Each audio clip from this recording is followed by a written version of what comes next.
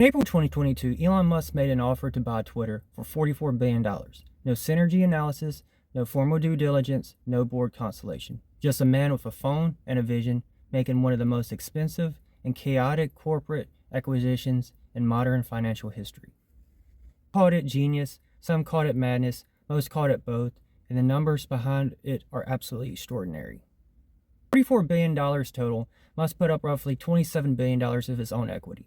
To raise that, he had to sell enormous chunks of Tesla stock, over $23 billion worth, sending Tesla's stock price into free fall and wiping out hundreds of billions of dollars in market capitalization for Tesla shareholders.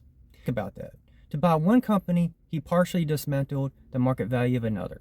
And the people who paid the price weren't Musk. They were ordinary retail investors who had no vote in the decision whatsoever.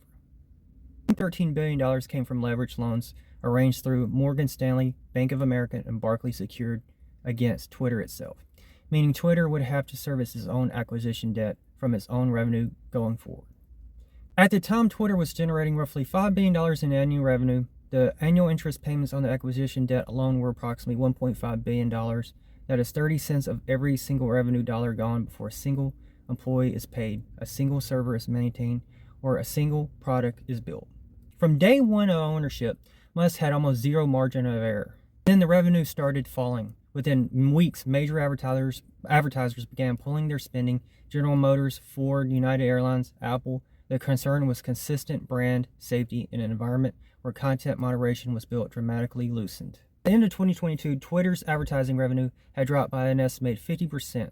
The company, already struggling to service its enormous debt load, was now doing so with half the income it had when the deal was signed. Musk responded by cutting costs aggressively. He laid off approximately 75% of Twitter's entire workforce, roughly 6,000 people within weeks of taking ownership. Server costs slashed, office leases abandoned. The company stripped its skeletons overnight. Here's the number that tells you everything. Musk paid $54.20 per share, valuing Twitter at $44 billion. By mid-2023, Fidelity had written down their stake by approximately 56%, implying a current valuation of $19 billion, less than half of what it paid in under 12 months. But here's where it gets genuinely interesting. Musk never bought Twitter to run a social media company. He bought it to build X, his vision of Western everything app, payments, banking, commerce, communication, and doing what WeChat does in China, but for the entire Western world. The financial logic, if it works, is compelling. But WeChat succeeded partly because of regulatory environment that actively limited competition. In the US, Europe, X faces Apple Pay, Google Pay, PayPal, established banking infrastructure, and user base that will leave if the platform starts feeling safe. The vision is real, the execution risk is enormous. What does this mean for you? 3 things.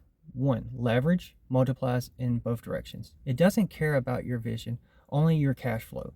2. Acquisition price is not intrinsic value. Overpaying for a real asset is still one of the most expensive mistakes in finance. 3. Vision without cash flow is just a story. Futures don't pay interest bills. Cash flow does. Whether this is the most audacious bet in tech history or the most expensive vanity purchase ever made, the verdict is still being written. But the numbers right now, they're not good.